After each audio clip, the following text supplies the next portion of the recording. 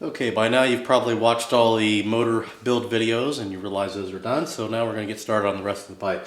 Again, I get a lot of comments, hey, want to see you build it up. This is a really budget build. I'm not going to replace hardly anything that I don't need to on this bike. It's going to be strictly just bare bones. It'll look okay. It's not going to look anything like the 250F. So right now we're going to take the back wheel off because I don't want to take the back brake off. I don't want to have to bleed it. It doesn't need blood. It works fine. So I'm going to take the back wheel off so I can slide the brake off as an assembly instead of disconnecting it.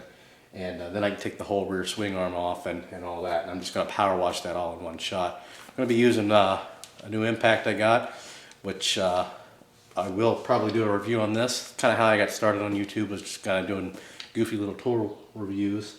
And this is a Milwaukee, but I will do a review on that. So we're going to test this out and see how she works. First thing to do is take off the rear axle here. There you go. Looks pretty good. And I'll get to the specs on that in a later video.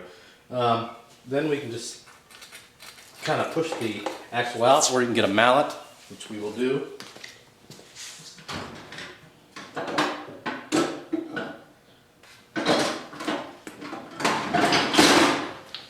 Just a rubber face mallet here. And it should be, there we go.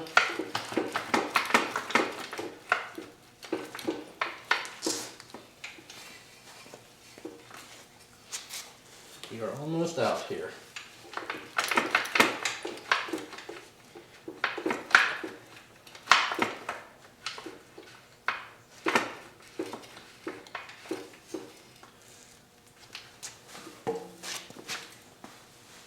And again, this one, old bike, I don't think it's ever been worked on, so everything's proven to be a little bit harder than it should be. Jeez. There we go. And now we could, actually I should probably get an angle of this brake on the other side. Yeah, I will do that. We'll stop the camera and I'll show you the other side, so stay tuned.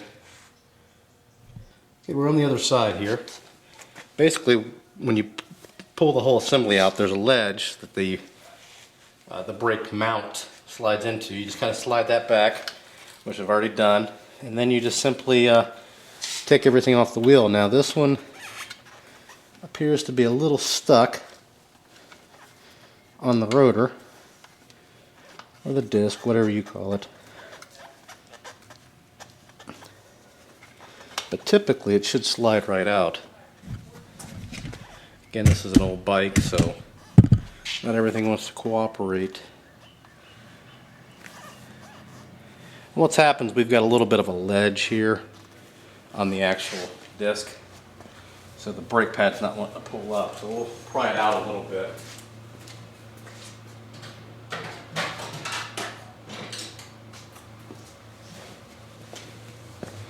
So we may have to do some work on these brakes. I was hoping not, but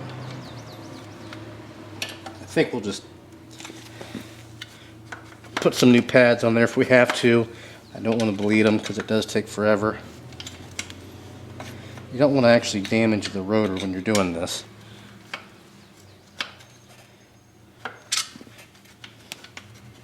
There we go. Just took a little finesse. And there we go. So we've got the rear wheel off. We'll go ahead and check the bearings, which they feel pretty good. So we're not going to replace those. Kind of flop the brake over there. And that's it. We'll grab the camera here.